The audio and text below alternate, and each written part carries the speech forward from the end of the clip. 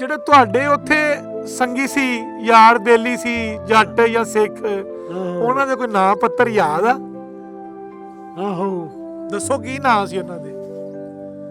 ਕਿਰਪਾ ਸਿੰਘ, ਪਿਆਰਾ ਸਿੰਘ, ਇਹ ਉਹਦੇ ਬੱਚੇ, ਉਹਦੇ ਪੋਤੇ ਆ। ਕਿਰਪਾ ਸਿੰਘ ਤੇ ਪਿਆਰਾ ਸ਼ਿਕਾਰਾ, ਉਹ ਬੀਕਾਨੇਰ ਨਹੀਂ ਸੀ ਇੱਕ, ਉਹ ਸੀ ਉਹਨਾਂ ਦੀ ਟੀਨੀ।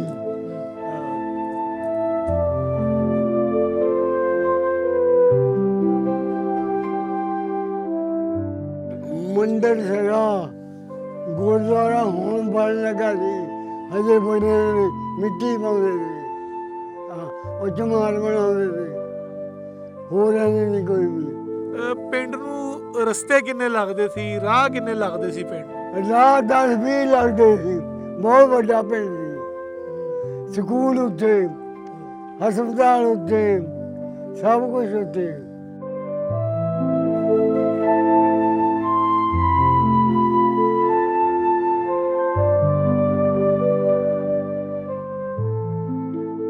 ਕੋਈ ਮੇਲਾ ਮੂਲਾ ਲੱਗਦਾ ਸੀ ਪਿੰਡ ਆਪਣੇ? ਮੇਲੇ ਬਹੁਤ, ਲਾਲਾ ਵਾਲੇ ਦਾ ਚੌਂਕੀਆਂ, ਲਾਲਾ ਵਾਲੇ ਦੀਆਂ ਚੌਂਕੀਆਂ, ਇੱਕ ਦੁਸਹਿਰਾ ਲੱਗਦਾ ਹੈ। ਦੁਸਹਿਰਾ? ਹਾਂ, ਦੁਸਹਿਰਾ ਹਿੰਦੂਆਂ ਦਾ ਹੈ।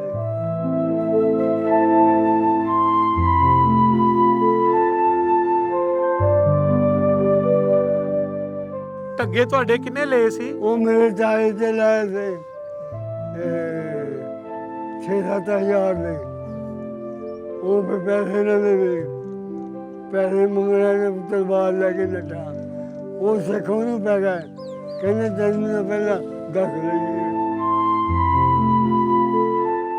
ਕਹਿੰਦੇ ਪੈਸੇ ਬਾਅਦ ਚ ਦੇ ਦਿੱਤੇ ਸੀ ਉਹਨਾਂ ਨੇ, ਲੱਭ ਗਏ ਸੀ ਪੈਸੇ। ਲੱਭ ਗਏ ਸੀ। 71 ਸਾਲਾਂ ਦਾ ਹਿਸਾਬ ਲਾਇਆ ਉਹਨਾਂ ਨੇ ਤੁਹਾਡੇ ਗੱਡਿਆਂ ਦਾ, ਹਾਂ, ਤੇ ਫਿਰ ਉਹਨਾਂ ਨੇ ਤੁਹਾਨੂੰ 1.5 ਲੱਖ ਰੁਪਇਆ ਦਿੱਤਾ। 2 ਲੱਖ ਨਾ 1.5 ਲੱਖ ਦਿੱਤਾ।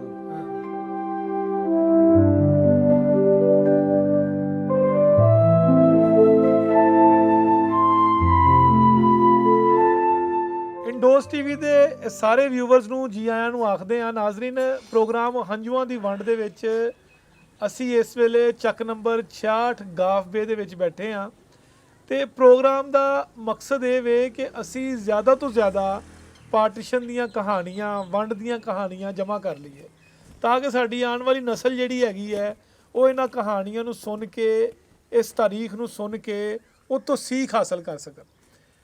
ਨਾਜ਼ਰੀਨ, ਇਸ ਵੇਲੇ ਜਿਹੜਾ ਅਸੀਂ ਇੰਟਰਵਿਊ ਕਰਨ ਲੱਗੇ ਨੇ, ਇਹਨਾਂ ਬਜ਼ੁਰਗਾਂ ਦੀ ਉਮਰ ਤਕਰੀਬਨ 100 ਸਾਲ ਨੇ, ਤੇ ਹੋ ਸਕਦਾ ਹੈ ਕਿ ਤੁਹਾਨੂੰ ਸੁਣਨ ਦੇ ਵਿੱਚ ਕੁਝ ਮਸਾਇਲ ਆਉਣ, ਹੋ ਸਕਦਾ ਹੈ ਤੁਹਾਨੂੰ ਸੁਣਨ ਦੇ ਵਿੱਚ ਗੱਲ ਬੜੀ ਗੌਰ ਨਾਲ ਸੁਣਨੀ ਪਵੇ, ਤੇ ਇਹ ਗੱਲ ਨੂੰ ਗੌਰ ਨਾਲ ਹੀ ਸੁਣਨ ਦਾ ਹੀ ਮਜ਼ਾ ਹੈ, ਕਿਉਂਕਿ ਇਹ ਗੱਲਬਾਤ ਜਿਹੜੀ ਹੈ, ਇਹ ਸੱਚੀਆਂ ਗੱਲਾਂ ਜਿਹੜੀਆਂ ਨੇ, ਇਹ ਕਹਾਣੀਆਂ, ਇਹ ਜ਼ਿੰਦਗੀ ਦਾ ਨਿਚੋੜ ਜਿਹੜਾ ਹੈਗਾ ਏ, ਇਹ ਤੁਹਾਨੂੰ ਕਿਸੇ ਕਿਤਾਬਾਂ 'ਚੋਂ, ਕਿਸੇ ਮਕਤਬ 'ਚੋਂ, ਕਿਸੇ ਯੂਨੀਵਰਸਿਟੀ 'ਚੋਂ ਨਹੀਂ ਲੱਭਣਾ ਹੈਗਾ।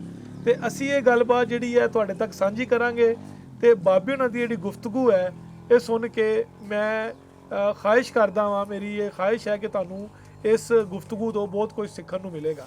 ਹਾਂਜੀ, ਅਸਲਾਮ ਵਾਲੇਕੁਮ। ਅਸਲਾਮ ਵਾਲੇਕੁਮ ਜੀ, ਵਾਲੇਕੁਮ। ਕੀ ਹਾਲ ਚਾਲ ਹੈ? ਚੰਗਾ। ਆਪਣਾ ਨਾਂ ਕੀ ਹੈ? ਨੂਰ ਮੁਹੰਮਦ। ਤੇ ਵੰਡ ਵੇਲੇ ਕਿੰਨੀ ਉਮਰ ਸੀ ਆਪਣੀ? 18 ਦਾ। ਆਪਣਾ ਪਿੰਡ ਕਿਹੜਾ ਸੀ? ਮੁਗੰਦਪੁਰ। ਤਹਿਸੀਲ? ਦਮਾ ਸ਼ਹਿਰ। ਜ਼ਿਲ੍ਹਾ? ਜਲੰਧਰ। ਜ਼ਿਲ੍ਹਾ ਜਲੰਧਰ। ਹਾਂ। ਆਪਣੇ ਪਿੰਡ ਜਿਹੜਾ ਸੀ ਮੁਕੰਦਪੁਰ, ਉਹਦੇ ਗਵਾਂਢੀ ਪਿੰਡ ਕਿਹੜੇ ਕਿਹੜੇ ਸੀ? ਉਹਦੇ ਗਵਾਂਢੀ ਪਰ ਸ਼ੇਖੂਪੁਰ, ਜਗਤਪੁਰ, ਤੇ ਹੋਰ ਕਈ ਪਿੰਡ ਸੀ। ਉਹਦੇ ਚਾਰੇ ਗੁੱਠਾਂ ਦੇ ਕਿਹੜੇ ਕਿਹੜੇ ਸੀ ਪਿੰਡ? ਹਾਂ, ਚਾਰੇ ਗੁੱਠਾਂ ਦੇ ਪਿੰਡ ਕਿਹੜੇ ਕਿਹੜੇ ਸੀ? ਸਾਰੇ ਪਿੰਡਾਂ ਦੇ, ਹਾਂ, ਸਾਰੇ ਪਿੰਡਾਂ ਦੇ 30-40 ਪਿੰਡ ਸੀ। ਮੈਂ ਨਾ ਨਵੇਂ ਸ਼ਹਿਰ ਦਾ ਹੀ ਜਾਣਾ, ਹੁਸ਼ਿਆਰਪੁਰ ਦਾ ਹੀ। ਹਾਂ। ਆਪਣਾ ਇਹ ਦੱਸਣਾ ਤੁਸੀਂ ਕਿ ਪਿੰਡ ਨੂੰ ਰਸਤੇ ਕਿੰਨੇ ਲੱਗਦੇ ਸੀ, ਰਾਹ ਕਿੰਨੇ ਲੱਗਦੇ ਸੀ ਪਿੰਡ ਨੂੰ? ਰਾਹ 10-20 ਲੱਗਦੇ ਸੀ, ਬਹੁਤ ਵੱਡਾ ਪਿੰਡ ਸੀ। ਸਕੂਲ ਉੱਤੇ, ਹਸਪਤਾਲ ਉੱਤੇ, ਸਭ ਕੁਝ ਉੱਤੇ, ਬਹੁਤ ਵੱਡਾ ਪਿੰਡ ਸੀ। ਤੇ ਆਪਣਾ ਜਿਹੜਾ ਪਿੰਡ ਹੈਗਾ ਸੀ, ਆਪਣੇ ਪਿੰਡ ਦੇ ਵਿੱਚ ਜ਼ਮੀਨ ਕਿਵੇਂ ਦੀ ਸੀ? ਕੀ ਸੀ? ਜ਼ਮੀਨ ਵਾਈ ਬੀਜੀ ਕਿਵੇਂ ਦੀ ਹੁੰਦੀ ਸੀ? ਸਾਡੀ ਬਾਈ ਸੀਗੀ, ਜ਼ਮੀਨ ਸੀਗੀ, ਦਰਿਆ ਲਾਗੇ ਜੀ, ਸਤਲੁਜ। ਕਿੰਨੀ ਕੁ ਜ਼ਮੀਨ ਸੀ ਆਪਣੇ ਕੋ ਉੱਥੇ? ਸਾਡੀ ਤਾਂ ਸੀ 6-7 ਕਮਾਂ ਬਸ। ਉਹ ਜ਼ਮੀਨ ਦਾ ਫਾਇਦਾ ਬੜਾ ਦੇਸ਼ 'ਚ ਸੀ। ਫਾਇਦਾ ਇੱਦਾਂ ਸੀ, ਉਹ ਸਲਾਬ ਜਿਹੜੀ ਸੀ ਨਾ ਦਰਿਆ ਨੂੰ ਪਹੁੰਚਦੀ ਸੀ। ਹਾਂ, ਉਹ ਤਾਂ ਪੋਲੀ ਬੜੀ ਸੀ, 2-3 ਖੂਹ ਦੇ ਵਿੱਚ। ਪਿੰਡ 'ਚ ਆਪਣੇ ਘਰ ਕਿੰਨੇ ਸੀ? ਹਾਂ, ਆਪਣੇ ਘਰ ਕਿੰਨੇ ਸੀ ਪਿੰਡ 'ਚ? ਮੁਸਲਮਾਨਾਂ ਦੇ ਘਰ ਕਿੰਨੇ ਸੀ ਪਿੰਡ 'ਚ? ਮੁਸਲਮਾਨਾਂ ਨੇ ਕੋਈ 40-50 ਸੀ। ਤੇ ਸਰਦਾਰਾਂ ਦੇ ਘਰ? ਤਰਖਾਣਾ ਦੇ ਘਰ? ਨਹੀਂ ਨਹੀਂ, ਜੱਟਾਂ ਦੇ ਸਿੱਖਾਂ ਦੇ? ਸਿੱਖਾਂ ਦੇ ਸਿੱਖ ਵੀ ਬਹੁਤ ਚੰਗੇ, ਲੜਾਈ ਝਗੜਾ ਨਹੀਂ ਕਰਦੇ। ਉਹਨਾਂ ਦੇ ਘਰ ਕਿੰਨੇ ਕੁ ਸੀ? ਹਾਂ, ਕਿੰਨੇ ਕੁ ਘਰ ਸੀ ਉਹਨਾਂ ਦੇ? ਉਹਨਾਂ ਦੇ 20-25 ਹੋਣਗੇ। ਬਹੁਤ ਘਰ ਸੀ, ਬੜਾ ਪਿੰਡ ਸੀ। ਉਸ ਤੋਂ ਇਲਾਵਾ ਕੌਣ ਕੌਣ ਸੀ ਪਿੰਡ 'ਚ? ਸਿੱਖ ਹੋ ਗਏ, ਮੁਸਲਮਾਨ ਹੋ ਗਏ, ਹਿੰਦੂਆਂ ਦੇ ਘਰ ਵੀ ਸੀ? ਇੱਕ ਕਮਾਲ ਰਹਿੰਦੇ ਸੀ, ਹੋਰ ਸਾਰੇ ਸੀ। ਕਮਾਲ ਨਹੀਂ ਸਾਡੇ ਕਾਮਯਾਬ ਹੁੰਦਾ ਹੈ, ਵਾਢਾ ਨਹੀਂ ਪੱਕਦਾ। ਅੱਛਾ। ਹਾਂ,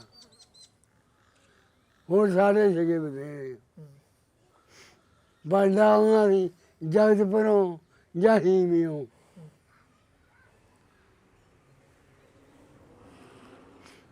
ਅੱਛਾ ਬਾਬਾ, ਮੈਨੂੰ ਇਹ ਦੱਸੋ ਕਿ ਉੱਥੇ ਪਿੰਡ ਦੇ ਵਿੱਚ ਕੋਈ ਗੁਰਦੁਆਰਾ, ਕੋਈ ਮੰਦਿਰ, ਇਦਾਂ ਦੀਆਂ ਥਾਵਾਂ ਹੈ ਸੀ? ਕੋਈ ਖੂਹ, ਕੋਈ ਬੋੜ? ਮੰਦਿਰ ਸੀਗਾ, ਗੁਰਦੁਆਰਾ ਹੁਣ ਬਣ ਲੱਗਾ ਸੀ, ਹਜੇ ਬਣੇ ਨੇ, ਮਿੱਟੀ ਪਾਉਂਦੇ ਸੀ। ਹਾਂ, ਉਹ ਚਮਾਰ ਬਣਾਉਂਦੇ ਸੀ, ਹੋਰ ਐਵੇਂ ਨਹੀਂ ਕੋਈ ਵੀ। ਹਾਂ, ਜਾਂ ਹਿੰਦੂਆਂ ਦਾ ਹਾਂ। ਇਹ ਚਮਾਰ ਕੌਣ ਸੀ? ਚਮਾਰ ਕੀ ਕਰਦੇ ਸੀ? ਚਮਾਰ ਜੁੱਤੀਆਂ ਸੀਂਦੇ ਸੀ ਜਾਂ ਮਿਹਨਤ ਮਜ਼ਦੂਰੀ ਕਰਦੇ। ਚਮਾਰ ਚੂੜੇ ਸੈਂਸੀ। ਤੇ ਤੁਹਾਡੇ ਉੱਥੇ ਜਿਹੜੇ ਸਿੱਖ ਸੀ, ਜੱਟ ਸੀ ਜਿਹੜੇ, ਉਹ ਤੁਹਾਡੇ ਕੋਈ ਯਾਰ ਬੇਲੀ ਵੀ ਹੈ ਸੀ ਉੱਥੇ? ਯਾਰ ਬੇਲੀ ਬਥੇਰੇ ਸੀ, ਯਾਰ ਬੇਲੀ ਬਹੁਤ ਸੀ। ਸਾਡੇ ਝਗੇ ਲਗਾ ਦੇ, ਪੈਸੇ ਨਹੀਂ ਦਿੱਤੇ, ਪੈਸੇ ਕਿੰਨੇ ਦਿੱਤੇ ਆਏ ਪਏ। ਹਾਂ, ਤੁਹਾਡੇ ਟੱਗੇ ਕਿੰਨੇ ਲੈ ਲਏ ਸੀ? ਹਾਂ, ਟੱਗੇ ਤੁਹਾਡੇ ਕਿੰਨੇ ਲਏ ਸੀ? ਉਹ ਮੇਰੇ ਚਾਹੇ ਤੇ ਲਾਏ ਥੇ 6-7 ਹਜ਼ਾਰ ਦੇ। ਉਹ ਫਿਰ ਪੈਸੇ ਨਾ ਦੇਵੇ, ਪੈਸੇ ਮੰਗਣਾ ਤੇ ਤਲਵਾਰ ਲੈ ਕੇ ਨੱਠਾ।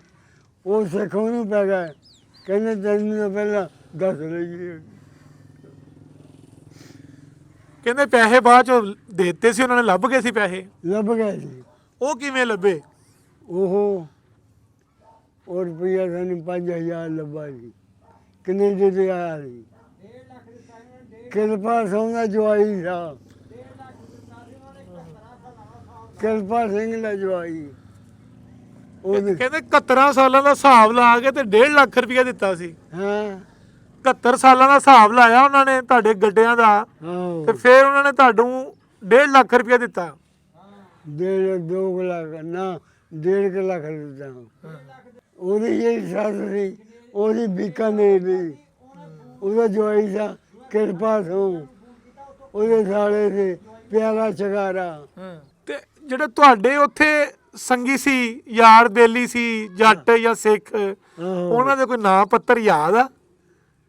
ਆਹੋ, ਦੱਸੋ ਕੀ ਨਾਂ ਸੀ ਉਹਨਾਂ ਦੇ? ਕਿਰਪਾ ਸਿੰਘ, ਪਿਆਰਾ ਸਿੰਘ, ਇਹ ਉਹਦੇ ਬੱਚੇ, ਉਹਦੇ ਪੋਤੇ ਆ।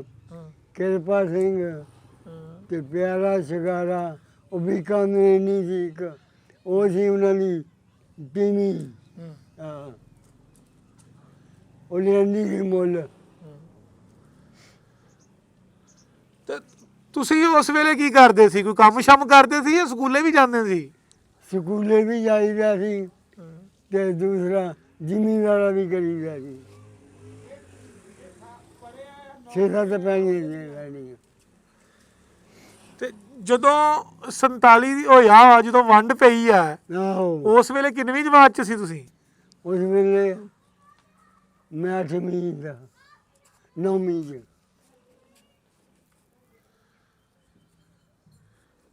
ਸਕੂਲ ਕਿਹੜਾ ਸੀ? ਸਕੂਲ ਦਾ ਕੋਈ ਨਾਂ ਯਾਦ ਆ? ਸਕੂਲ ਉਹ ਸਕੂਲ ਦਾ ਯਾਦ ਹੈਗਾ। ਉਹ ਯਾਰ ਹਿੰਦੁਸਤਾਨ ਦਾ ਨਾਂ ਸੀ, ਉਹ ਹਿੰਦੁਸਤਾਨ ਦਾ public high school Mukandpur. Public high school Mukandpur. ਹਾਂ, ਤੇ ਉੱਥੇ ਸਾਰੇ ਮੁਸਲਮਾਨ ਹੀ ਪੜ੍ਹਦੇ ਸੀ? ਸਾਰੇ ਮੁਸਲਮਾਨ ਨਹੀਂ, 10 ਪੰਜਾਂ ਗਾਵਾਂ ਦੇ ਵੀ ਆਉਂਦੇ ਸੀ। ਬਹੁਤ ਦੁਨੀਆ ਹੁੰਦੀ ਸੀ। ਨਹੀਂ, ਤੁਹਾਡੇ ਜਿਹੜੇ ਨਾਲ ਜਮਾਤ ਤੇ ਮੁੰਡੇ ਪੜ੍ਹਦੇ ਸੀ, ਆਹੋ ਸਿੱਖ ਵੀ ਪੜ੍ਹਦੇ ਸੀ ਨਾਲ? ਨਾਲ ਸਿੱਖ ਵੀ, ਸਾਰੀਆਂ ਕੌਮਾਂ ਜੀ, ਸਿੱਖ ਹਿੰਦੂ ਮੁਸਲਮਾਨ, ਮੁਸਲਮਾਨ ਸਿੱਖ ਈਸਾਈ ਸਭ ਹਿੰਦੀ ਆ ਭਾਈ ਭਾਈ, ਸਾਰੀਆਂ ਕੌਮਾਂ ਜੀ। ਪੜ੍ਹਾਉਂਦੇ ਕੀ ਸੀ ਤੁਹਾਨੂੰ? ਹਾਂ, ਕਿਹੜੀ ਕਿਤਾਬ ਪੜ੍ਹਾਉਂਦੇ ਸੀ ਤੁਹਾਨੂੰ? ਗੁਰਮੁਖੀ ਪੜ੍ਹਾਉਂਦੇ ਸੀ? ਉਹ ਗੁਰਮੁਖੀ ਸਾਨੂੰ ਨਹੀਂ ਪੜ੍ਹਾਉਂਦੇ, ਸਾਨੂੰ ਤਾਂ ਅੰਗਰੇਜ਼ੀ ਕਿਤਾਬਾਂ ਪੜ੍ਹਾਉਂਦੇ ਸੀ। ਹਾਂ, ਉਹ ਗੁਰਮੁਖੀ ਦਾ ਉਹ ਜੁੜੀਆਂ ਹੁੰਦੀਆਂ ਸੀ। ਇੱਕ ਹੁੰਦਾ ਸੀ ਡਿਲੇ ਕਰਾਉਣ ਵਾਲਾ, ਬੜਾ ਜਵਾਨ ਮੁੰਡਾ ਸੀ। ਅੱਛਾ। ਉਹ ਜਵਾਨ ਸੀ ਨਾ, ਉਹ ਉੱਥੇ ਪਿਆ ਕਰੇ ਮੀਲ ਫਰਕ ਸਕੂਲ ਦਾ, ਉੱਥੇ ਛੋਟਾ ਲੈ ਕੇ ਪਿਆ ਕਰੇ। ਉਹਦੇ ਕੋ ਕੁੜੀਆਂ ਸਹਿਵੀਆਂ ਦੀਆਂ ਆਸ਼ਕ ਹੋ ਗਈਆਂ, ਉਹ ਨਾ ਪਈਆਂ। ਉਹ ਡਰਦਾ ਫਿਰ ਪਿੰਡ ਜਾਓ ਵੱਡੇ ਪਿੰਡੋਂ ਰੋਟੀ ਰਾਟੀ ਖਾ ਕੇ ਆਏ, ਨਹੀਂ ਉੱਥੇ ਪਕਾ ਲੈਣੀ, ਉੱਥੇ ਹੀ ਖਾ ਲੈਣੀ। ਬੜਾ ਜਵਾਨ ਸੀ, ਰਜਪੂਤਾਂ ਦਾ ਮੁੰਡਾ ਸੀ। ਬਾਬਾ, ਪਿੰਡ ਆਪਣੇ ਕੋਈ ਮੇਲਾ ਸ਼ੇਲਾ ਲੱਗਦਾ ਸੀ? ਹਾਂ, ਕੋਈ ਮੇਲਾ ਮੂਲਾ ਲੱਗਦਾ ਸੀ ਪਿੰਡ ਆਪਣੇ? ਮੇਲੇ ਬਹੁਤ, ਲਾਲਾਂ ਵਾਲੇ ਦਾ ਚੌਂਕੀਆਂ, ਲਾਲਾਂ ਵਾਲੇ ਦੀਆਂ ਚੌਂਕੀਆਂ। ਇੱਕ ਦੁਸਹਿਰਾ ਲੱਗਦਾ ਸੀ। ਦੁਸਹਿਰਾ? ਹਾਂ, ਦੁਸਹਿਰਾ ਹਿੰਦੂਆਂ ਦਾ ਸੀ। ਤੇ ਦੁਸਹਿਰਾ ਕਦੀ ਵੇਖਿਆ ਤੁਸੀਂ ਜਾ ਕੇ ਉੱਥੇ? ਹਾਂ, ਦੁਸਹਿਰਾ ਕਦੀ ਦੇਖਿਆ ਸੀ ਤੁਸੀਂ ਜਾ ਕੇ ਉੱਥੇ? ਆਹੋ। ਕੀ ਕਰਦੇ ਸੀ ਦੁਸਹਿਰੇ? ਉਹ ਤਾਂ ਫੂਕਦੇ ਸੀ ਬੱਲੇ ਨੂੰ। 9 ਨਰਾਤੇ ਉਹ ਖਾਣੇ ਲੋਕਾਂ ਨੇ, 9 ਨਰਾਤੇ ਕਰਕੇ ਫਿਰ ਤੇ ਬੰਦਾ ਬਣਾ ਖੜਾ ਕਰ ਲੈ ਕੋਠੇ ਤੇ। ਫਿਰ ਦਿਨ ਸਿਰ ਹੁੰਦਾ ਸੀ ਬਹੁਤ ਡਬਲ, ਉਹਦੇ ਨਾਲ ਸੀਖਾਂ ਬੰਨੀਆਂ ਹੋਈਆਂ, ਉਹਨੂੰ ਵੀ ਕਾਜ ਕੂਜ ਲਾਏ ਹੋਏ ਸੀ।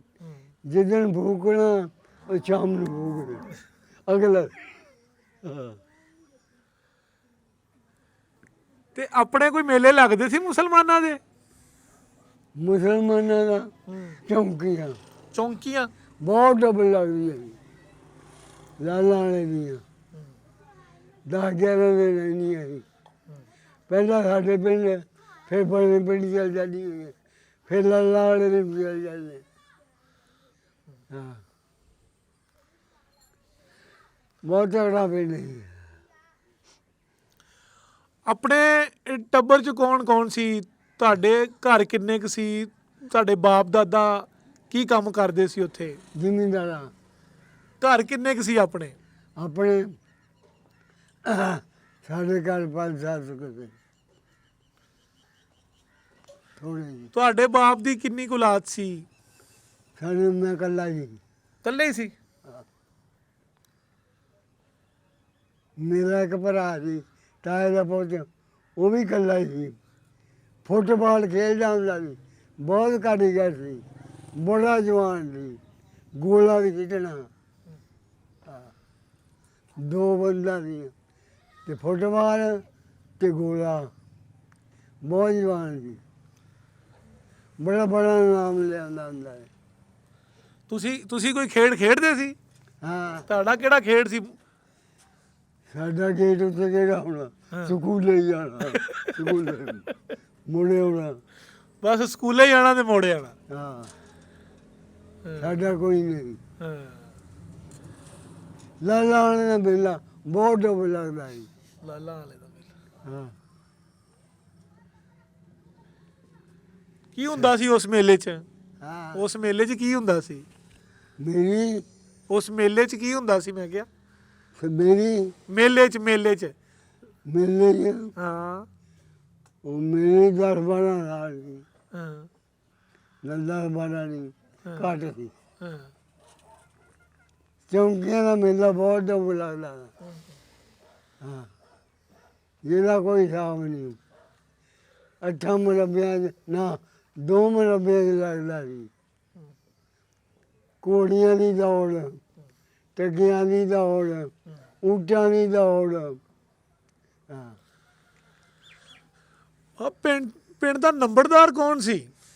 ਮੰਗਾ ਕੀ ਨਾਂ ਸੀ ਉਹਦਾ? ਮੰਗਾ ਮੰਗਾ। ਮੰਗਾ। ਹਾਂ, ਇੱਕੋ ਹੀ ਨੰਬਰਦਾਰ ਸੀ?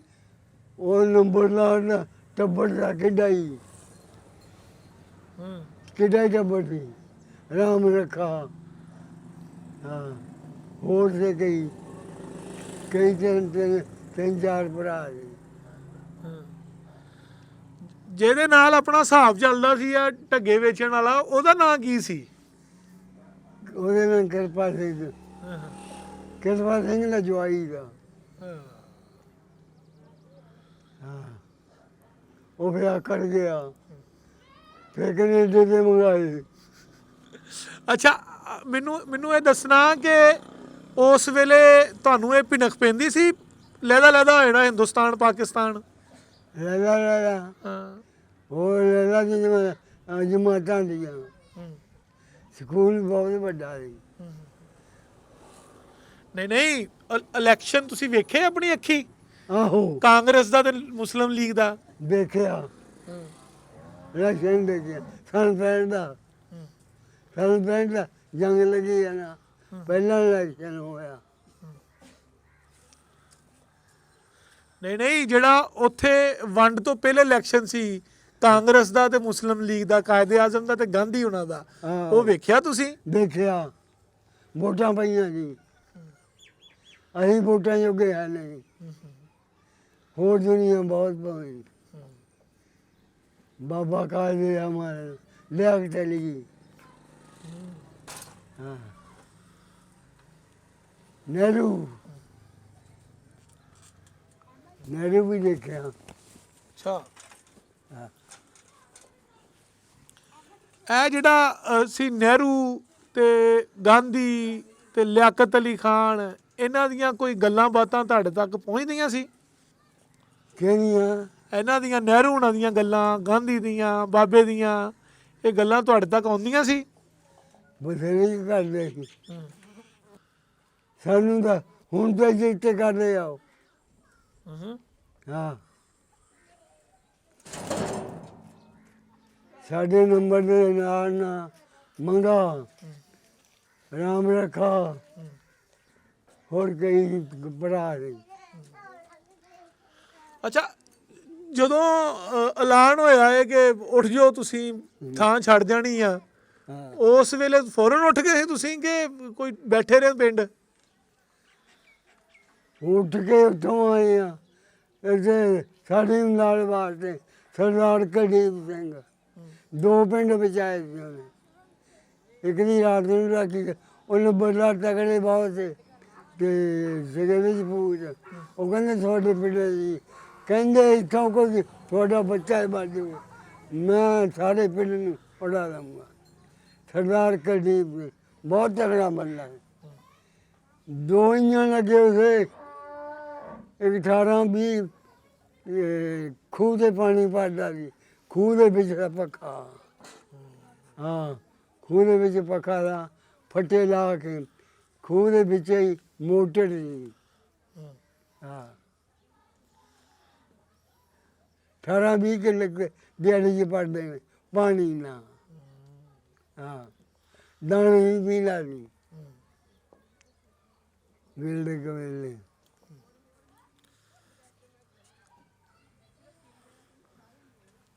ਤੁਸੀਂ ਕਿਸ ਵੇਲੇ ਉੱਠੇ ਹੋ ਪਿੰਡੋਂ?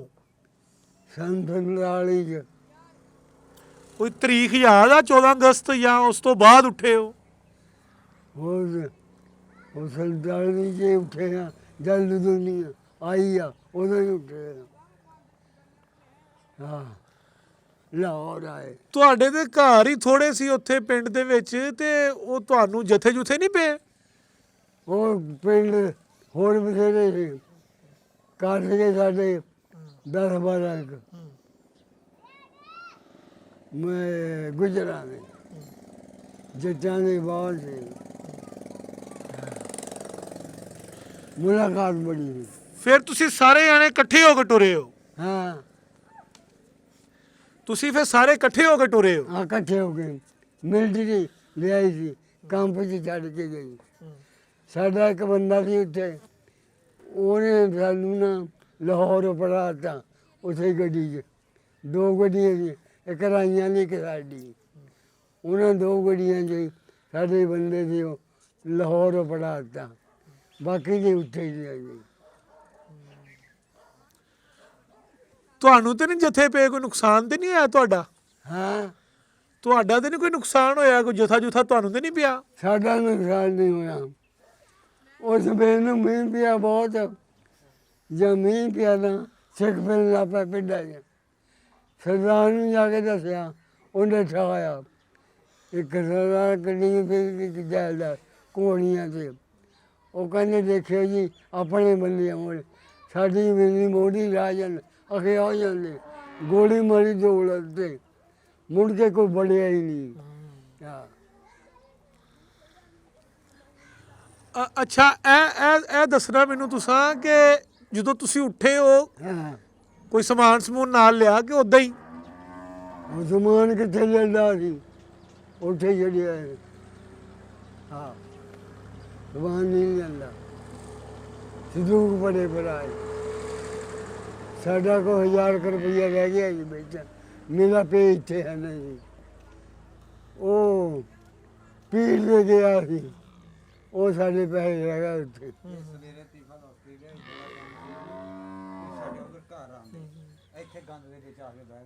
ਅੱਛਾ, ਇਹ ਦੱਸੋ ਮੈਨੂੰ ਕਿ ਜਦੋਂ ਤੁਸੀਂ ਪਿੰਡ ਸੰਦੂਕ ਪੈਸੇ ਵੀ ਛੱਡ ਕੇ ਆ ਗਏ, ਖਾਲੀ ਹੱਥ ਆ ਗਏ, ਹਾਂ ਤੇ ਤੁਸੀਂ ਬਾਅਦ ਚੋਂ ਕੋਸ਼ਿਸ਼ ਨਹੀਂ ਕੀਤੀ ਕਿ ਉਹ ਕੋਈ ਮਾੜਾ ਚੰਗਾ ਕੋਈ ਸਬੱਬ ਲੱਗ ਜੇ ਵਾਪਸ ਆਈਏ?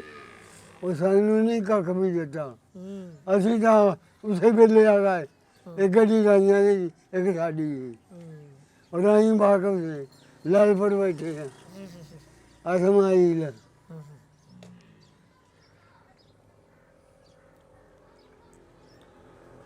ਬਹੁਤ ਕਬੱਡੀ ਖੇਡਦਾ ਸੀ, ਫੁੱਟਬਾਲ ਖੇਡਦਾ ਸੀ। ਜਦੋਂ ਇੱਥੇ ਆਏ ਹੋ, ਇੱਥੇ ਆ ਕੇ ਕਿੰਨੀ ਕੁ ਜ਼ਮੀਨ ਮਿਲੀ ਹੈ? ਇੱਥੇ ਆ ਕੇ ਮਿਲ ਗਈ, ਉਹ ਸਾਨੂੰ ਕਿਤੇ ਹੁਜ਼ਰੇ ਪੈ ਗਈ ਤੇ ਉਹਨਾਂ ਨੂੰ ਹੁਜ਼ਰੇ ਪੈ ਗਈ। ਉਹ ਸਾਰੇ ਇਕੱਠੇ ਹੋ ਕੇ ਕਹਿੰਦੇ ਸਾਨੂੰ ਅੱਧੀ ਕਬੂਲ ਆ, ਉਸੇ ਪਿੰਡ 'ਚ ਜਾਣਾ। ਫਿਰ ਅਸੀਂ ਅੱਧੀ ਲਈ। ਹਾਂ ਉਹਦੇ 66 ਚੱਕ। ਅਸੀਂ ਕਿ ਸਾਨੂੰ ਥੋੜੀ ਜ਼ਮੀਨ ਹੈ।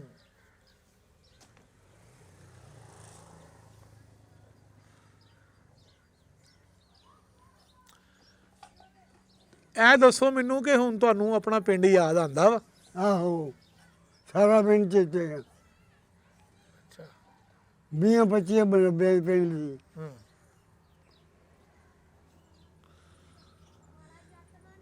ਜੇ ਤੁਹਾਨੂੰ ਲੈ ਜਾਈਏ ਤੇ ਆਪਣਾ ਘਰ ਲੱਭ ਲੋਗੇ? ਹਾਂ ਜੀ, ਸਾਡੇ ਘਰ ਇੱਕ ਪਾਸੇ ਹੀ ਆ ਪਿੰਡ ਦੇ ਪਾਸੇ ਪਾਸੇ। ਘਰ ਹਵੇਲੀ ਆ, ਜ਼ਮੀਨ ਇੱਕ ਪਾਸੇ ਹੀ ਹੈ। ਨਾਜ਼ਰੀਨ, ਬਜ਼ੁਰਗਾਂ ਦੀ ਕਹਾਣੀ ਦੇ ਵਿੱਚ ਜਿਹੜਾ ਇੱਕ ਮੇਨ ਪੁਆਇੰਟ ਹੈ, ਉਹ ਪੁਆਇੰਟ ਸਮਝਣ ਦੀ ਜ਼ਰੂਰਤ ਹੈ ਕਿ ਬਜ਼ੁਰਗ ਦੱਸਦੇ ਕਿ ਜਦੋਂ ਉਹਨਾਂ ਨੇ ਉੱਥੇ ਬੈਲ ਦੀ ਜੋੜੀ ਜਦੋਂ ਫਰੋਖਤ ਕੀਤੀ ਇੱਕ ਸਿੱਖ ਨੂੰ, ਤੇ ਉਹਨੇ ਪੈਸੇ ਦੇਣ ਤੋਂ ਇਨਕਾਰ ਕਰ ਦਿੱਤਾ ਨਾ। ਉਹ ਸਿੱਧਾ ਹੋ ਗਿਆ, ਉਹਨੇ ਕਿਹਾ ਜੀ ਮੈਂ ਪੈਸੇ ਨਹੀਂ ਦੇਣੇ ਹੈਗੇ।